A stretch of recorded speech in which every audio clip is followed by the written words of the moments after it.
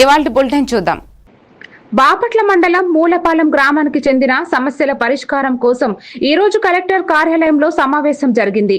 11 కిలోమీటర్ల దూరంలో ఉన్న గాదే వెంకటరెడ్డి కాలనీ, బాపట్ల పట్టణంలో ఉప్పరపాలెం జగనన్న కాలనీను గ్రామ ఇళ్ల రిజిస్ట్రేషన్ ప్రక్రియలో మూలపాలెం గ్రామంలో విలీనం చేయడం వల్ల మూలపాలెం గ్రామం ఎస్సీ గ్రామం కాకుండా పోవడం, ఆర్థిక వనరులు రాకుండా పోవడం వంటి నష్టాలు కలుగుతున్నాయని స్థానికులు తెలిపారు.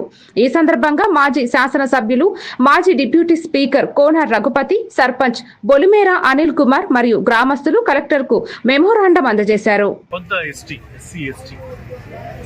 మనం మూర్తి రక్షణ నగర్ పక్కన ఉన్నటువంటి గాజు వెంకటరెడ్డి కాలనీ, ఎస్టీ కాలనీలో ఉన్నటువంటి ముక్క కలుపుకొని మూలపాలెం గ్రామం 100% ఎస్సీ ఎస్టీ గ్రామంగా ఉన్నటువంటి క్రమంలో ఇప్పుడు దీనికి కొత్తగా జగనన్న కాలనీ మూలపాలెం రోడ్లో ఉన్నటువంటి జగనన్న కాలనీని కూడా మరి దాంట్లో కలపడానికి ప్రయత్నం జరుగుతోంది. దాన్ని ఆ గ్రామస్తులు తీవ్రంగా నిరసిస్తూ ఉన్నారు.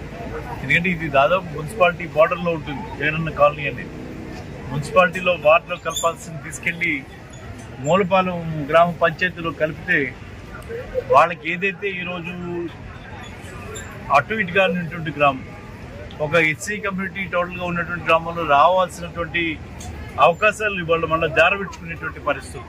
ఎందుకంటే జగనన్న కాలనీలో దాదాపు రైల్పేట ఏరియాలో ఉన్నటువంటి అన్ని కులాల వాళ్ళకి అక్కడ ఇవ్వడం జరిగింది.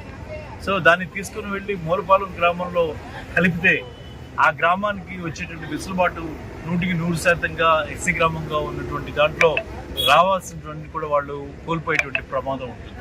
దానివల్ల ఇవాళ ఆందోళన చేస్తున్నారు. సర్పంచ్ గారు, సభ్యులు అందరూ కూడా మరి తీర్మానం పాస్ చేసి దాన్ని అట్లా జరగకూడదు అని కోరుకుంటారు. మేము కూడా వైఎస్ఆర్సీపీ తరఫున మరి పూర్వ శాసనసభ్యుడిగా నాకున్నటువంటి అనుభవంలో కూడా జగనన్న కాలనీని తప్పకుండా ఒక వార్డు క్రియేట్ చేసి వార్డులో అది కలపాల్సింది తప్పించి మూలపాలెం గ్రామంలో కలపడం అనేది ఇది కరెక్ట్ కాదు అనేటువంటి విషయాన్ని కూడా తెలియజేస్తా ఉన్నాను.